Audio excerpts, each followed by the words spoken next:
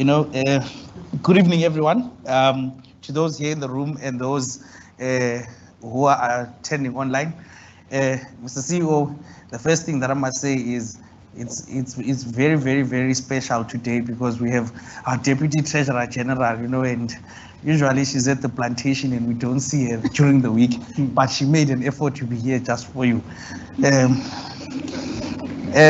But in beginning the conversation, I think I'm going to steal from Tsepo and say, please, can you give us a glimpse of the journey, Meadowlands to Cape Town? Of course, that speech that Tsepo was very good. I wrote it for him, so he forgot. he forgot that part about the journey from Meadowlands to Cape Town. A long journey. One, I think, made up of lots of luck. When you grow up in Meadowlands, you grow up pushing tires down the road with your friends. You half bricks for a bus, right? And those are your toys for a long time. And to think of that and to see, I suppose, myself and a lot of the people that I knew at where we are today, I think it is great testament to, I think, the changes that we've seen in South Africa. I think those changes would not have happened, I think, in an environment which did not have a lot of optimism, despite all the issues that our country had. I think that if you think of people, for instance, like Steve Biko in 1977, who he said that it is inevitable that black people and white people will play a full role in the issues of our nation. That black people will just simply be black people, white people will just simply be white people who each have a single vote. There'll be no minorities, no majorities, and that all of us will be unencumbered by racism, unencumbered by inferiority complexes or superiority complexes. I think to be able to say that speaks to an optimism that's always existed within our country. And I think I am a beneficiary of that optimism. You're a beneficiary where in the mid-80s, you get to go to a school that is a bit better than the school that you'd have been going to in the township. I ended up at Wits, and you do, I suppose, reasonably well. There's certain courses that you could have passed with, and you could have finished within that 3 years. But university is there for visiting, so it takes you 4 years sometimes. But I think that my journey really in finance started with GenSec, where I saw these chaps sitting there trading futures and derivatives, and I thought, my word, that's what I want to do: hold 2 phones in each ear and have fancy shirts. But and I did that. That was the start of my journey in financial services. I then moved over to Real Africa Asset Management thereafter, where after about 7 years, I left. I was acting chief executive officer. I left Real Africa to go and set up Argon Asset Management with a good friend of mine at Duzi. And again, it spoke to an optimism where we were young, I think very early 30s, optimistic that we could make a significant dent in investment management in a field which had predominantly been white up until then.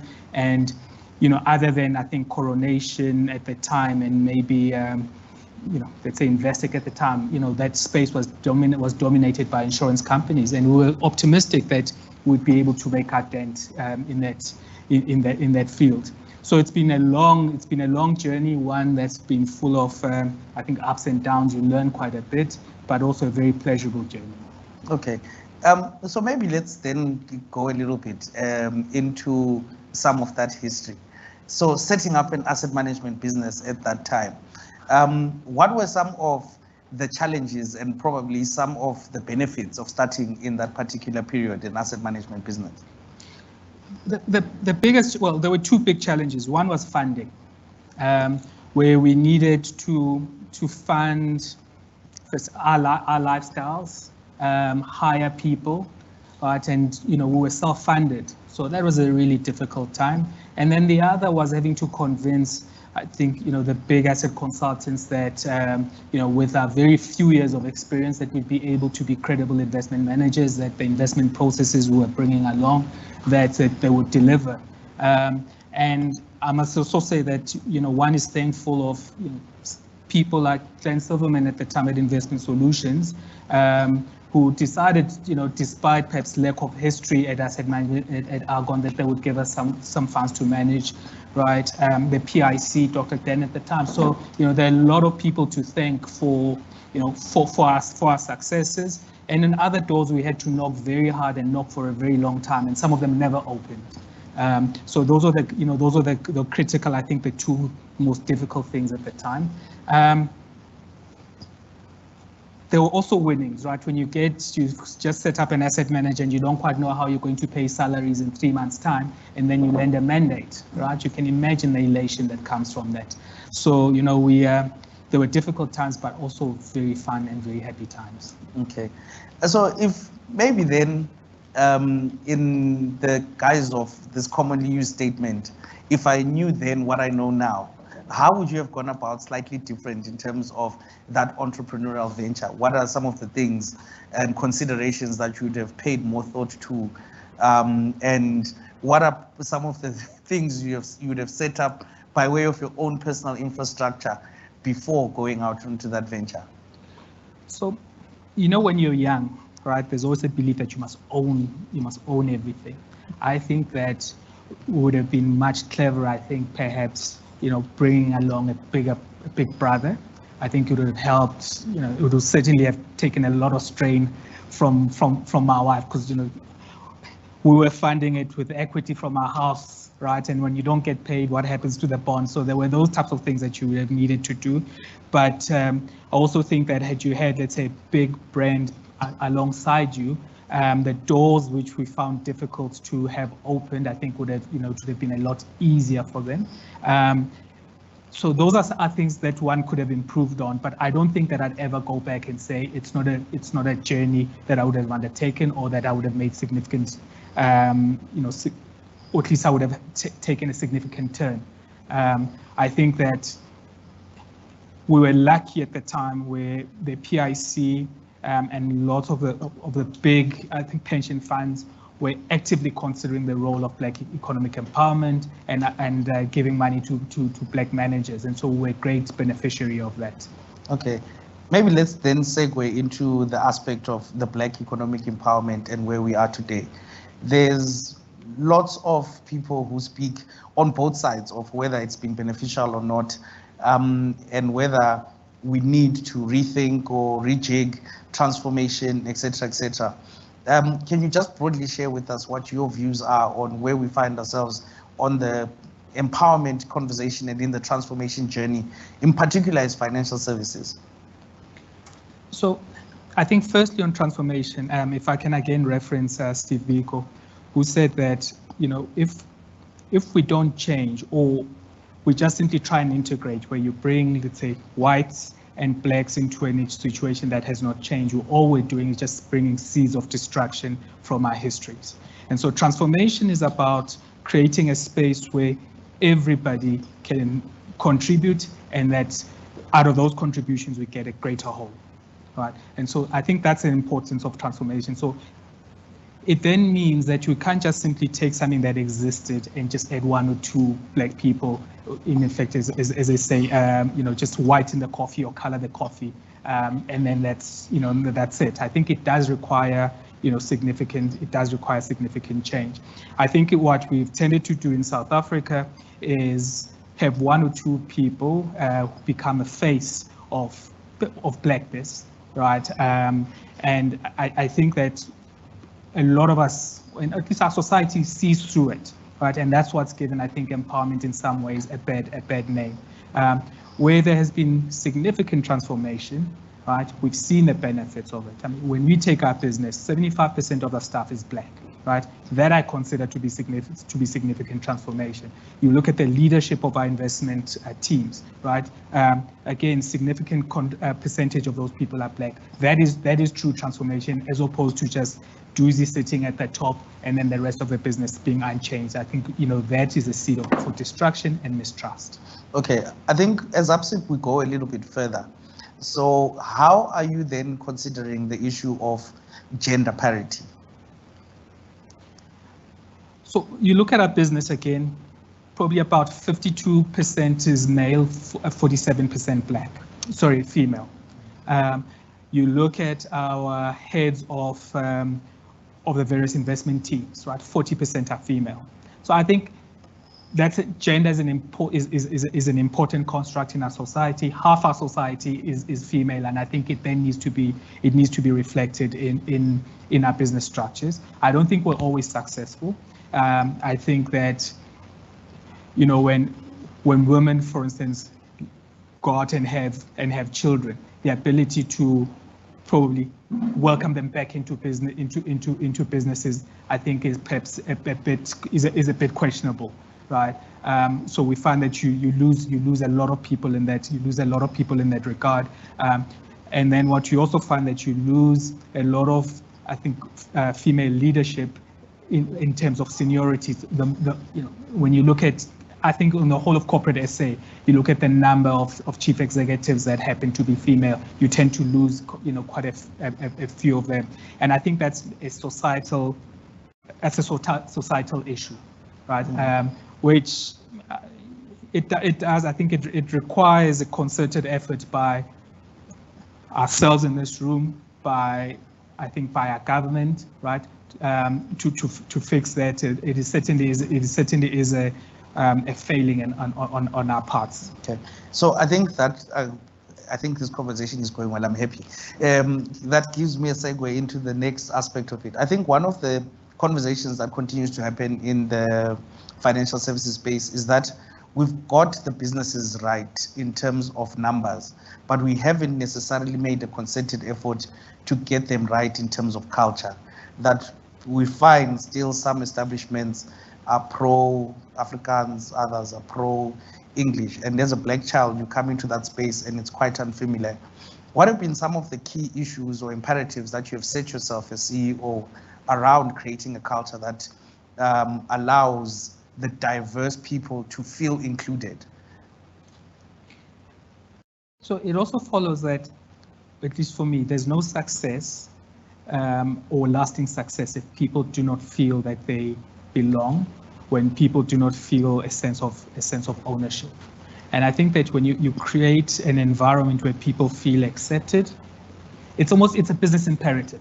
Create an environment where people feel that they can succeed. I don't think that I think that it's always easy, right? We do live, for instance, in an environment where English, if I can use language, is hegemony, right? Where, by definition, I mean, you look at me now, sometimes English runs away, right? So I've got a thought, but you know, it almost wants to come out in Zulu. So there are those types of issues. And what typically happens is, where if someone does not speak perhaps English in a particular manner, there's almost some form of judgment of perhaps this person is not as intelligent as somebody else who speaks more articulately in English, mm-hmm. right? So there are those issues that I think we need to deal with. There are issues around, we spoke about male and female, right? Where you create a culture where men feel they can thrive, but also where females feel that they can thrive. But I think most importantly, it is respect, where we respect that people are different, that the people have different backgrounds, and you don't wish those different backgrounds away, mm-hmm. right? You recognize that people come from different backgrounds and that they're there to contribute their different histories. Yeah. So I think also one of the questions that is frequently posed is, how easy is it for you as a leader who wants diversity and inclusion to stamp your footprint in Ashburton that is part of such a larger group? Isn't there some form of cultural imperative that comes from the top that influences how you end up being able to lead within the particular business? So, you know, our business, and when I say our business, our first rand is values driven, right? There's certain values that we subscribe to. And I think that when you look at those values, they're values that are universal and shared across, right? And, you know, there's no directive that says, you know, black is right or white is right. It is, you know, our values of being fully invested, right? Do we do the utmost for our clients? Do we do the utmost for our colleagues? That's a value that I think we all share and stand behind. A value like respect. Let us respect each other. I think all of us here are able to stand behind those values. And so I think when you're values driven, right, those cultural questions, they're there, and some of them are very difficult, but I think they're easy to deal with on the terms of those principles, as opposed to just trying to, I think, impose a particular way of behavior. Okay, so let's then zone into the fully invested part. I think one of the indictments that is consistently made around financial services is that the financial services in South Africa is fit for purpose for the top 5% and not necessarily for the broader population. How are you as Ashburton looking to make an impact beyond Sandton, back to Meadowlands, where you come from? How are you investing to ensure that those people whose assets you manage in the main, let's say it's retirement fund participants who come from Ndlovu or who come from Egewu also benefit from the financial tools that we are developing here in Sandton? So I think there's certain principles that you have to agree to firstly. I think access, right? So access to financial services, you know, we have to ensure that I think our full population has access to those, right? Education, educating the potential beneficiaries of financial services about what is available. The other is, I think, around pricing and value, right? Pricing financial services in such a way that we are, you're not profiteering, right? And then the fourth one is really around advocacy, where asset managers in many respects can help advocate, right, for instance, for banks to stop redlining, for banks to report on how many loans you've given to to young graduates or black startups. So I think when you look at those four principles, certain things for an asset manager are easier than others, right? While access is perhaps very difficult for us to do, in terms of advocacy, it's a role that we can do. Seppo spoke a little bit earlier about our jobs fund, right? Where we set up a fund which invests in job creating ventures. So that is something that we can do in a very small and limited way. But where I think we do have a significant voice is as we advocate in terms of ESG, for instance, we are also able to advocate for some of those social issues that can broaden financial services. Okay, maybe then let's go a little bit deeper into the aspect of the jobs fund. So South Africa, obviously, we can see, we have been told the economy is not growing. I hear rumors that interest rates are on the up. I also hear tons of rumors that at any point in time, electricity could go out. And with that backdrop, how are you thinking about using your tools and the leverage that you have as an asset owner, or rather as an asset custodian, to be able to champion the creation of jobs beyond just maybe your jobs fund and also in influencing the companies in which you are invested? So asset managers, I think we're in a lucky position to invest, for instance, in an infrastructure fund, invest our money in Eskom, right?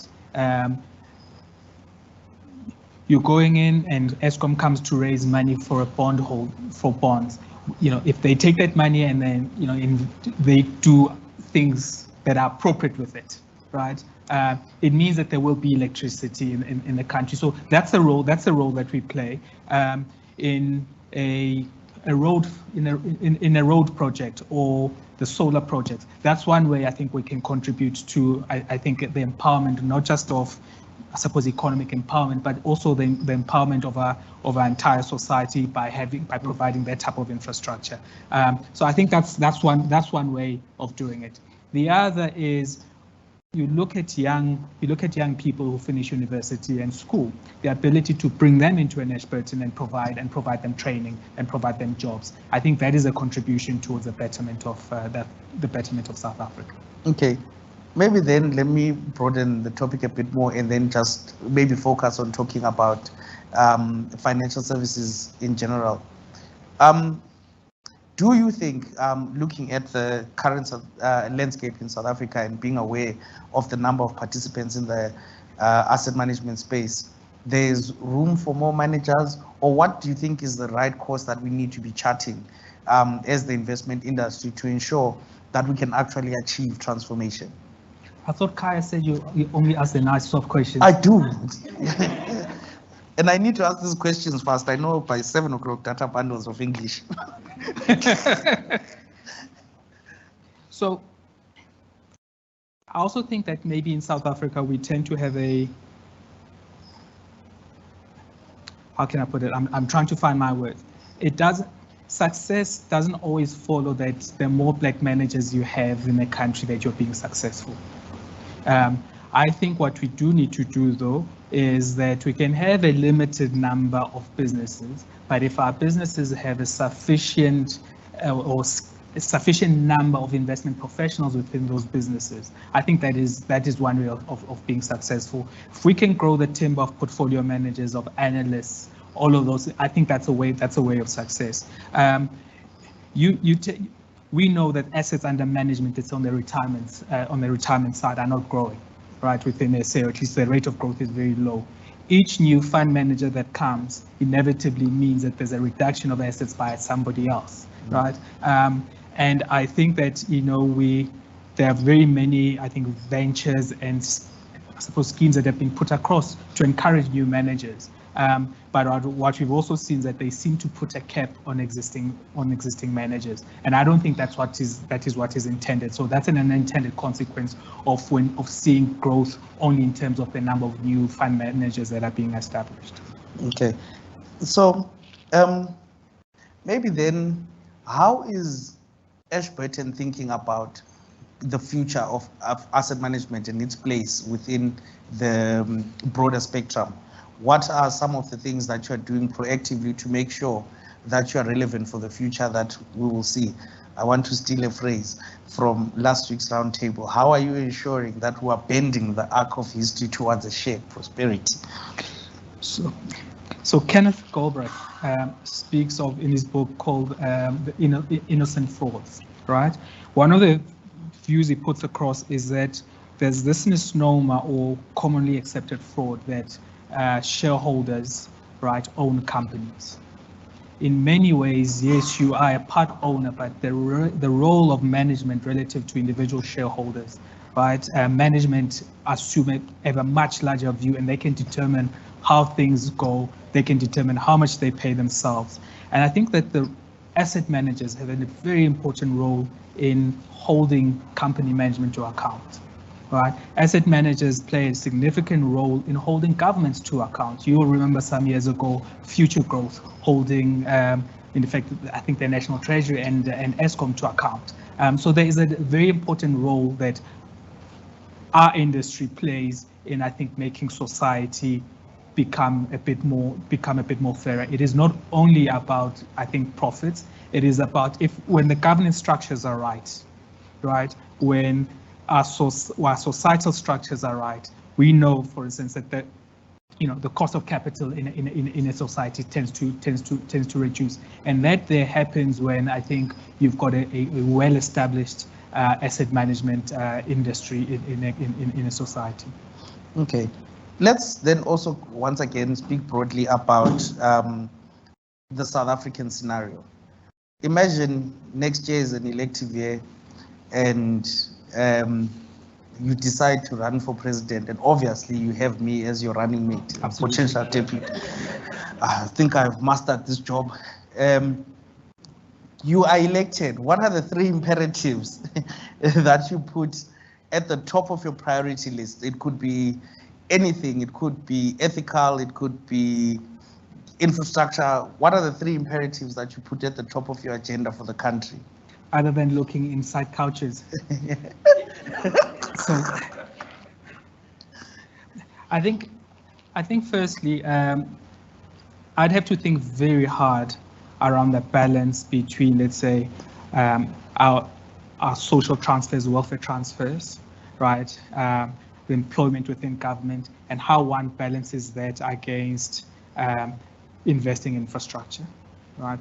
I think a lot of lack of confidence or the ugliness that we see in our country is because of, I think people just are not confident about it, about the future. So I think that's one way of doing it. Secondly, I think that if outside of corruption in government, right, which I think we read about in newspapers all the time, there's a lot of ineptitude, there's a lot of incompetence, I think, and I think what a large part of that is a result of, I call it, lack of management.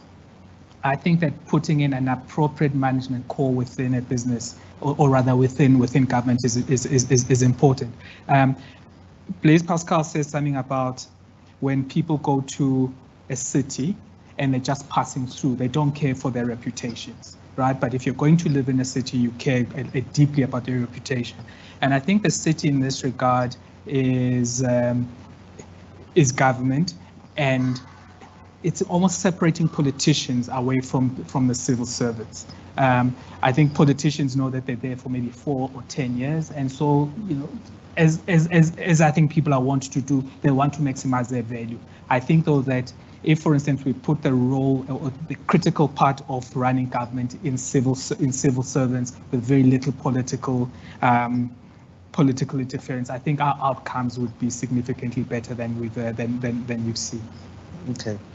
Okay, so I think at this particular point in time, we'll start getting ready to take questions from the floor. But I'll ask one last question before we open it up to the floor and those who are watching online. So again, I want to go back to Meadowlands. What is the one thing that you think you took from Meadowlands with you all the way to Cape Town and now to the 5th floor of Sandton? Lack of fear, right? So, you know, when you grow up in Meadowlands, so, you know, you'll be lighty and you'll play with certain older ones, and now and then someone kicks you for no good reason, right? I think you learn to stand up. You learn to stand up for yourself. I think you learn. So, after the very heavy rains of November and December, you know, in Meadowlands, we'll go and there'll be some place where, yeah, I don't know why there would have been a hole there, but you go and swim. You all go and swim. Now, very few of us would have had swimming pools, and very few of us would have had swimming lessons. But guess what? We were all jumping in there, and some of them, the word for drowning was dota, right? And enough of our friends used to dota, and we'd laugh at you. But guess what? You learn the next time you go back to that swimming hole, right? You'd have picked up some skills. So I think you learn not to be fearful of new situations, and I think that's what I've taken with me. Okay. Okay, maybe one last question before I open up for the floor. Outside of supporting ABSIP, what are some of the social imperatives that Ashburton is looking to drive in this year and maybe next year? So we've got a working association with the CFA Institute in South Africa. I think, again, very important. It allows us to introduce, I think, young Black people to they can play. It shows that they can play a much wider role in the structure of our society by being invested as individuals in asset management and investment management. We're investing not only in their futures, but also, I think, when they become fully fledged professionals, they also get to lend back to our society. Okay. Lwando is intimidating you, leader, but it's okay. I'll protect you. Yeah. Okay. So we have one question that is coming from online, and that question is speaking to the aspect of how likely Okay, let me explain. Listen carefully. So, how real do you think is the existential threat of grey listing, cybersecurity, and how are you putting contingencies in place as an asset manager to ensure that you deliver returns for your members? Even me, I don't know what existential means. Then what I do know.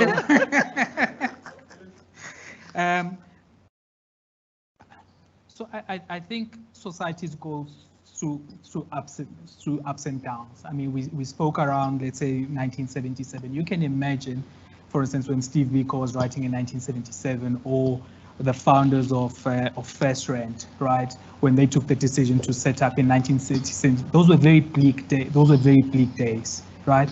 But despite all of that, it comes back to what I spoke about earlier on around optimism, right? You need to be optimistic in order to be able to be an investor. So I think optimism is an important thing. Appropriate risk management, right? Risk management around the movement of money, risk management around your systems, for instance, in terms of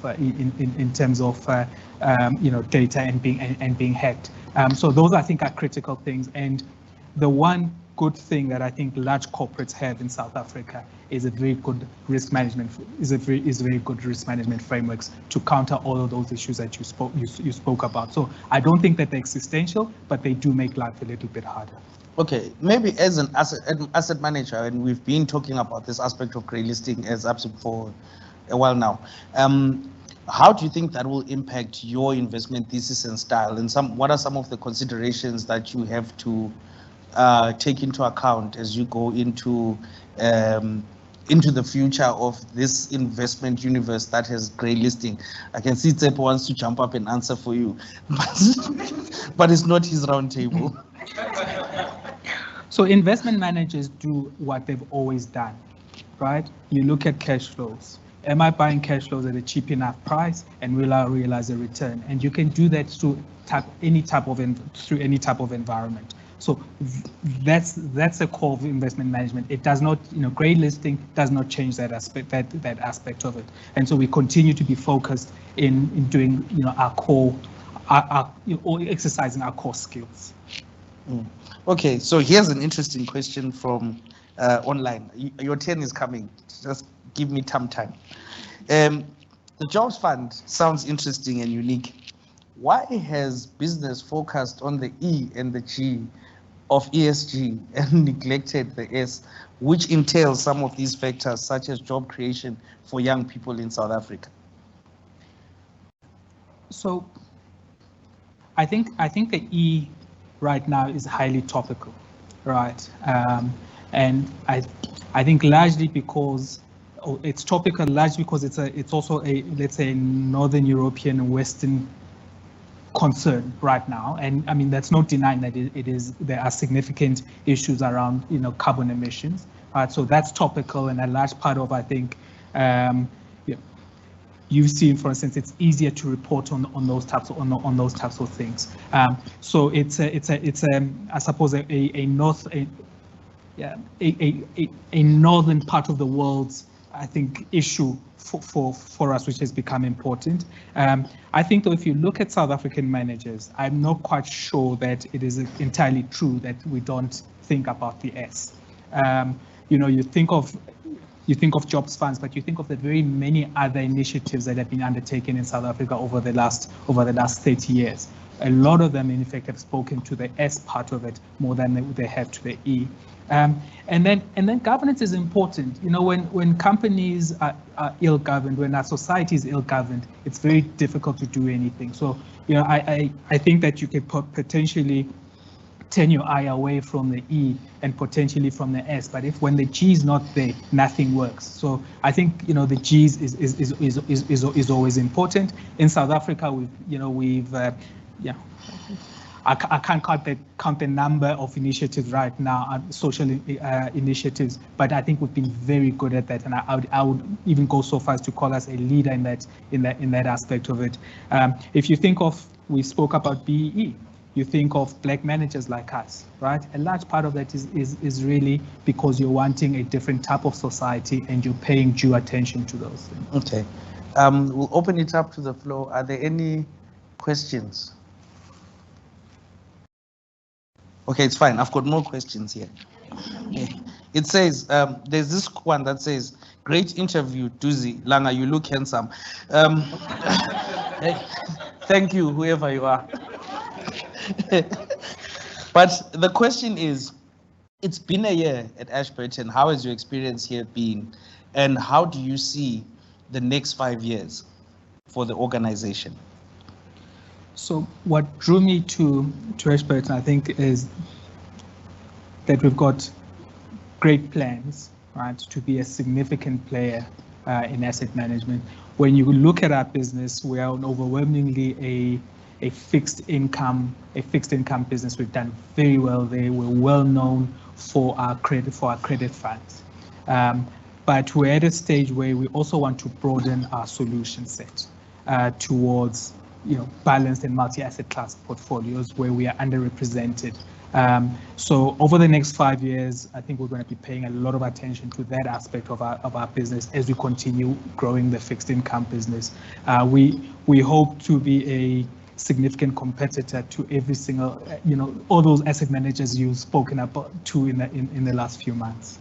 Okay, so large businesses like to unbundle. Is that in your future? At 100 billion, 130 billion, we're still a very small business, right? So who are we going to unbundle? Ipileng is threatening me. I was going to ask about your bonus. Yeah. So I think there's lots of runway ahead of us. There's lots of growth, and I think that our shareholders have indicated overwhelmingly that they want to see a successful and large investment management business, profitable investment management business, and so there's lots of runway for us in that regard. Okay, I'll afford another opportunity. Duzi, good luck with the road ahead. It's going to be a bumpy ride, but yeah, it's one of those. How do you solve for ownership in this industry? If you cast back to 2010, almost all the big ones had a certain percentage of ownership, and there were some exits after 2010. The challenge we have, Langa is one of those who sits at the council now. They're talking about 50% now, whilst the others have cashed and left. So how do you solve for ownership, especially in the big corporates in South Africa, to reflect what you guys have been talking about, the South Africa that is more diverse, also be seen also in the ownership space? So was that a difficult question? Yeah, I think that's a really difficult one. I don't know, right? What is well within our control, right? So if I think of, for instance, empowerment, right? We can create employment, we can create or improve the skill set within the country. I think that's one thing that's well within our control. Where we're able to spend money in terms of procurement to support other black businesses, that's well within our control. So those aspects I can speak to. When it comes to ownership, allied to that is availability of funding and the cost of funding, right? You are lucky when you buy, you'd remember the guys that would have bought into mining, let's say in the late 90s or early 2000s, they would have succeeded and they've done very well. Maybe they are the people that ought to be buying into, they should be using some of those windfalls. But to take me and you make me, and you say, okay, Duzi, here, go buy some shares in a large bank or financial services company, and I'm going to fund you. What inevitably happens is that 5 years later, right, I've not been able to firstly meet my funding, my just normal funding costs, right? I then have to go and give go give those shares back. So what that does, it I think creates the impression of no real change. We're just simply playing games, or we're just, we're painting a picture that does not truly exist. And I think that's just purely because it is very difficult to fund businesses unless there's significant dividends coming out of those businesses, or you give people enough time, a long enough period, in order to be able to fund those businesses. So I know I'm sounding like I'm waffling, but it is very difficult, I think. Okay, Prasoli, and then Lisiba has got a question in front here. Can you hear me? Yeah. Yeah, thank you. It's a good discussion we're having, but I was going to ask the same question. I think a day or 2 days ago, I saw a survey that Alexander Forbes did of BE level 1 asset managers. And I looked at that list. It was the top 20, by the way. And they were all BE level 1, and there was one that was level 3. And so I was going to ask to Duzi what his view is. But thanks, Braik, for asking the direct question.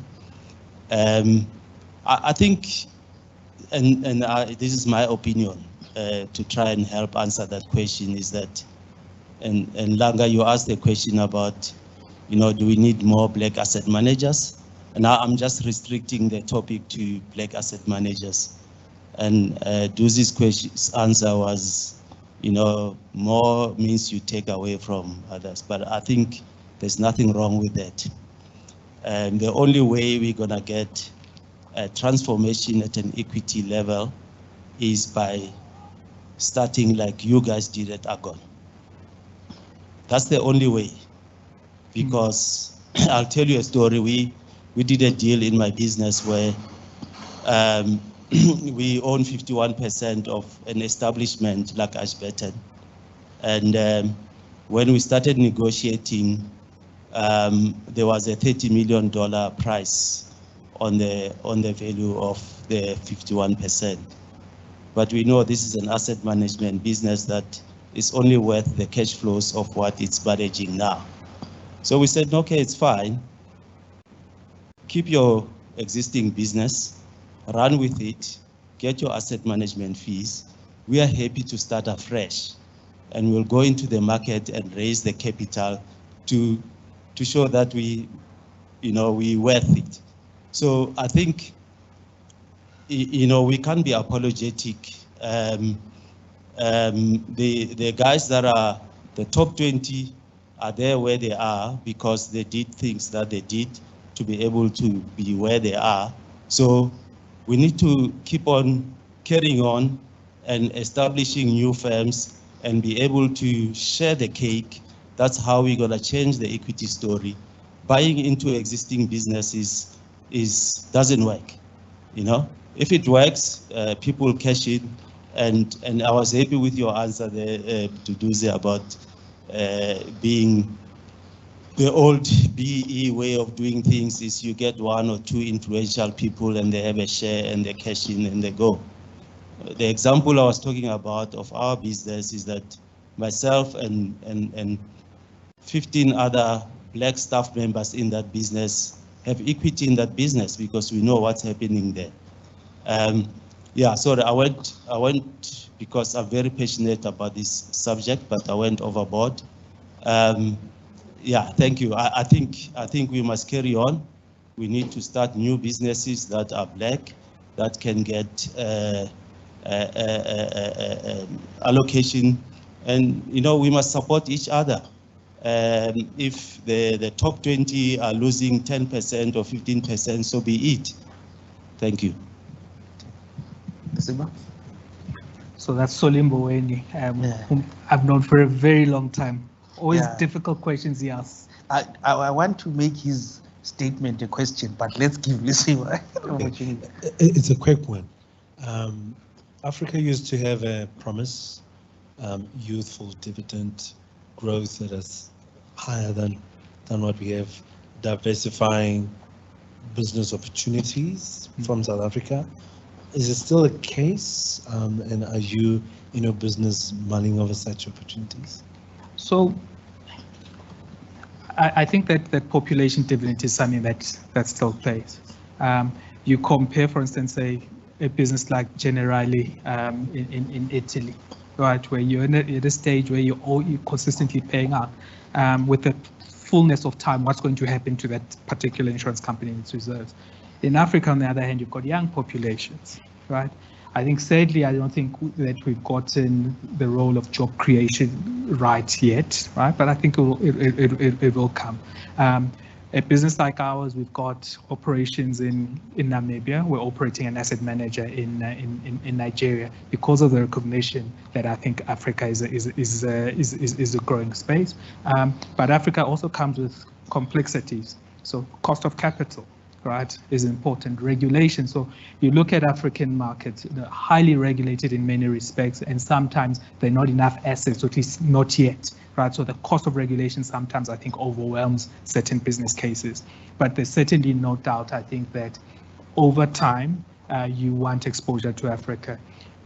I can almost can you imagine if, for instance, you were a net investor in India in 1995 or in China, how well you would have done? I think we need to think of Africa in that respect. Okay, coming back to the question that Prasoli wanted to ask. As Ashburton, how are you supporting or thinking about supporting the emergence of new players in the financial services, be it in brokerage, be it in actuarial services, or? So one of the largest parts of our ability to spend is in procurement and procuring broking services. So that is something that I think we do as a matter of course. Within FirstRand, there is and we contribute towards that thing. There's almost an incubation of fund managers within RMB, and we're contributors to that structure. Again, you'll notice that we're talking incubation and we're talking small managers, and reasonably, I suppose it's a lot more mature when it comes to stockbrokers. I think that is well within our control. The ability to, I think we're there and we're actively competing for AUM, right? It would be, I'm not going to take any of my assets and give them to Langa because he's going to outperform me the next day. So there is that balance that we need to manage. Okay. You have a question? Yes. Am I allowed to ask a question? Aish, my leader, I will protect you. Kaya, go ahead. Thank you. My name is Kasitore. I've got two questions, very discreet, one about the past and one about the future. So I'll start with the easy one about the past.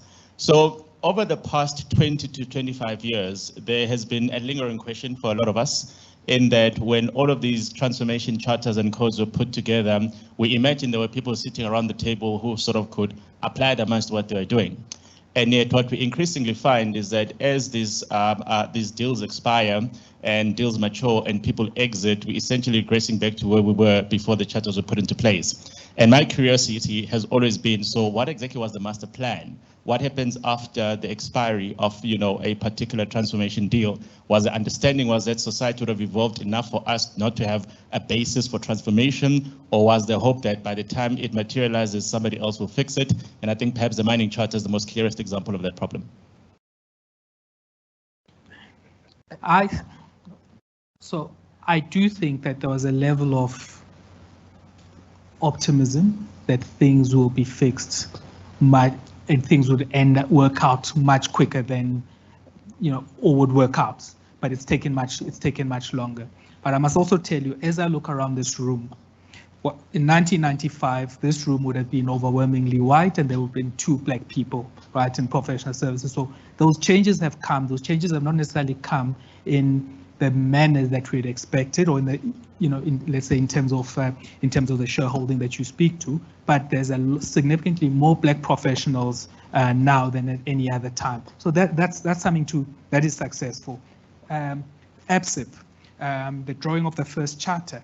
We know that it's been successful because we can see that black professionals, because there have been businesses like Argon and Mazi and all of those things. So those successes have been there. They might not have come in the way that I think we would have expected. But it's also important to say that some people have done very well out of buying those businesses, and some of them were not just simply people who were just sitting on boards and having a cup of tea. You know, there were significant contributors to those businesses.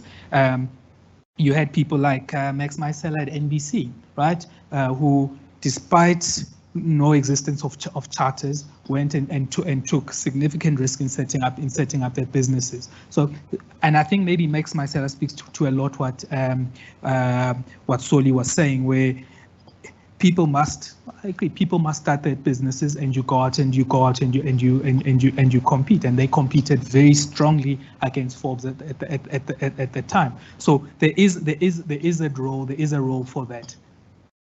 Okay. So to the easier question now, and it's about the role of business leadership in driving society forward.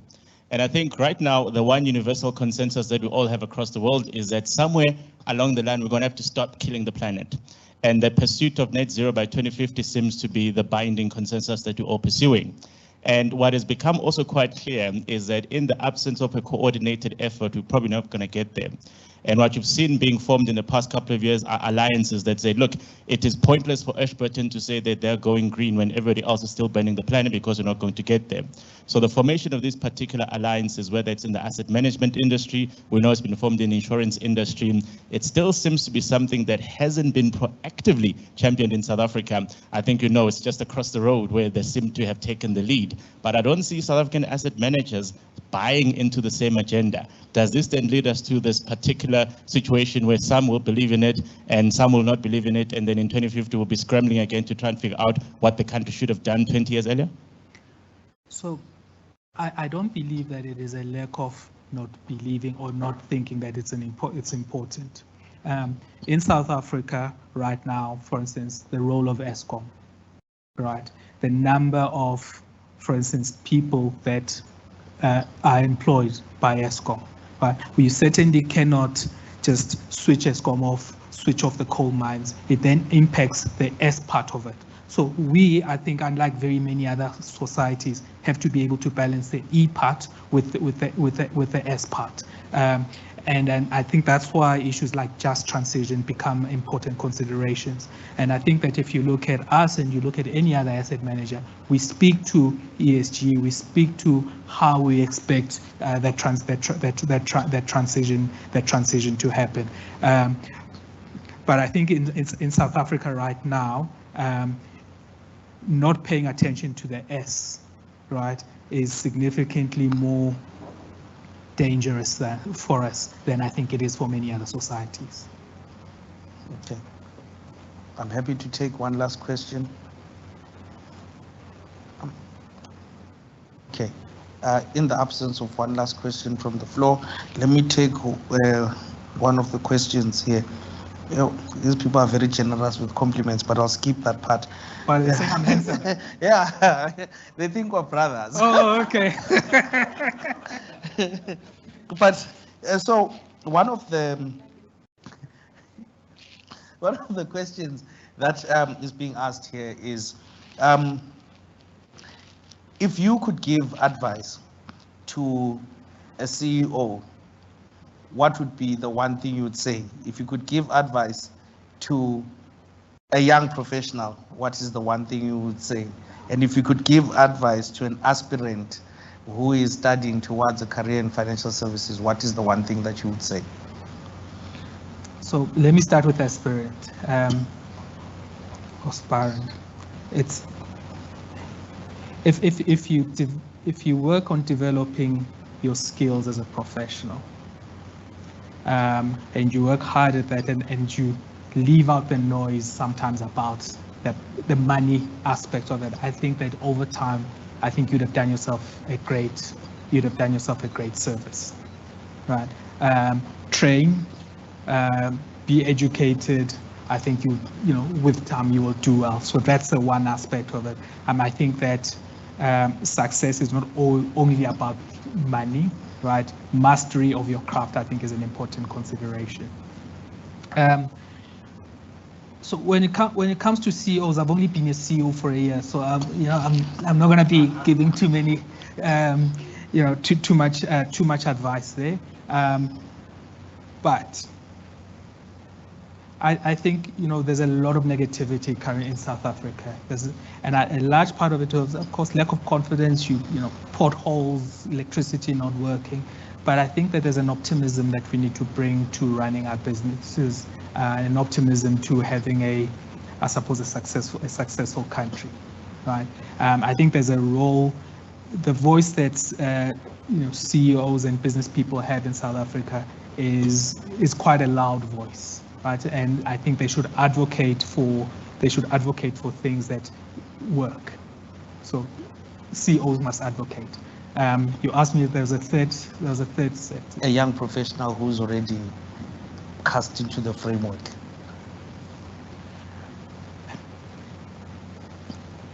So I'm always amazed by how passionate, about how clever young professionals are, right?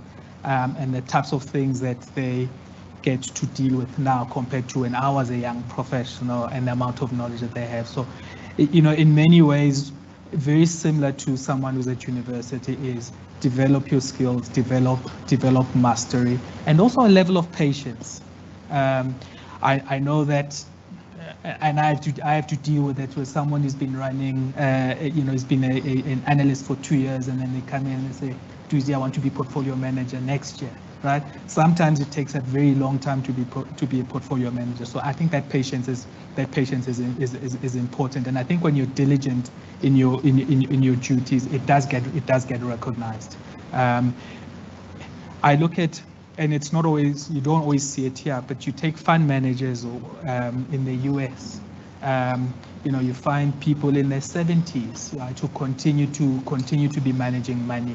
But that longevity, I think, comes from having spent a lot of time learning to be good managers, learning to, I suppose, traverse the ups and downs of portfolio management. Young professionals, there'll be times when you do well, there'll be times when you do really badly, and the ability to navigate yourself through that cycle, I think, is important. Okay. The last question before we close. This one says, why would you tell your sons to stay in South Africa? So again, I go back to, I was about to lie and then That's how, hey. I'm not telling any lies. Pela Prazol is from Limpopo. Oh, yeah. Firstly, South Africa's home, right? It is their home. When we spoke earlier on about people who, when they're passing through a town, if they're going to spend time there, they care about their reputations. I think that if they're invested here, they will firstly try and settle their career that helps build this place such that they don't need to go to a place that they believe is better, right? I think that there's a lot of opportunity. We spoke earlier on about Africa, and just the rate of growth in our population compared to many other parts of the world. You will have a chance to sell more things than I think people who live in a declining society. Right? You can sell an extra pair of shoes. Maybe it's the other way around. But also importantly, though, it comes back to being an optimist. If you are negative about South Africa, given it's got problems, there's no doubt. I mean, there are all sorts of other issues, but it's also there are opportunities to grow and be successful. But other places as well in the world also have problems, also have opportunity. And I think that sometimes if you're not able to, suppose have the right mind frame here, does it follow that you'll have the right mind frame elsewhere? I don't know. Okay. I think there's one last question. Madam Kaveri. I'm from Limpopo, so don't be surprised that the question comes when these things are happening. Hello. Sorry. No. Hi. Thanks, Duzi. You know, this question that one posed about staying in South Africa or not, my question is, you know, we told you Kaya opened the floor around there's leaders but no leadership, right? And as we have these conversations, they'll be like, Zimbabwe started like this, South Africa's going there. You know, you hear it more and more now as you go. And we open the leadership conversation around the continent as a whole, including ourselves. And we know that nobody wants to see South Africa fail, because a lot of people want to be here compared to where they are. This is for inspiration for myself. Which leaders, one or two in the continent, would you rate and why? And who can we take those lessons from, in your view, to make this country back on track? You're allowed to say me, my leader. Seblanga. Deputy. So, okay, so if anyone works for Tigers here, you know, I won't use the Nigerian gentleman who took $1 billion from them, right? Mr. Dangote. When I grew up in Meadowlands, I referenced it, and I didn't want to eat. Right? My mother would take out a picture of children in Biafra. So Biafra was a state in Nigeria, and there was a civil war there, and there was a famine, right? I look at Nigeria. I mean, Nigeria is not, things are not easy, but you've developed people like Dangote over that period, right? So I think that part of that question, there's an underlying Afro-pessimism to it, right? It doesn't follow that in Africa things are going to be, or that this trajectory is going to lead us to the bottom of a hole. I think that it is well within our capabilities to turn things around. I was, you know, answering Kaya earlier on. I said I look at the number of black professionals. The big difference between South Africa right now and many other African countries, right, are the number of professionals that we have right now. People are invested in our success, right, of our country. So I think that's an important consideration. And then that's perhaps a very difficult one. One of my colleagues, Rudiger, he always goes and he says, well, you know, his kids have a German passport, and they could pick up, but he cares about this place, and so he is invested in making sure that things work. Right? And Rudiger could pass in Germany, looks German, or his kids would potentially. I'm not quite sure how well I would pass in Germany or too many other areas. The issues of being comfortable, right, in a particular age, not being seen to be a foreigner. I mean, I think those are very important. Those are very important considerations. And I think so. It's not an option for us to make sure that South Africa works and works well, right? It's an imperative that I think we need to drive, but it's well within our rights. I think too often we abdicate that responsibility. Let the ANC do this, or I won't vote. I mean, you know, Steve Biko again, he stood up and he looked, I suppose in 1977, he cast his eye into the future, and he saw a country where people are able to vote, where there are no minorities, there are no majorities, but individuals who are voting, right? I think it's a grave responsibility that lies on our shoulders, and we must exercise it. Okay. No, thank you very much. Just to also respond to something that Kaya said. Usually I wear white sneakers, but I realized your logo is red, so I tried to confirm. No, thank you. So on that note, thank you very much, sir, for making time to be with us. Thank you for your commitment to give ABSIP 10 million rands over the next 2 years. We really appreciate it. And thank you for being open and honest and frank. And on that note, then I'll hand back to Kaya.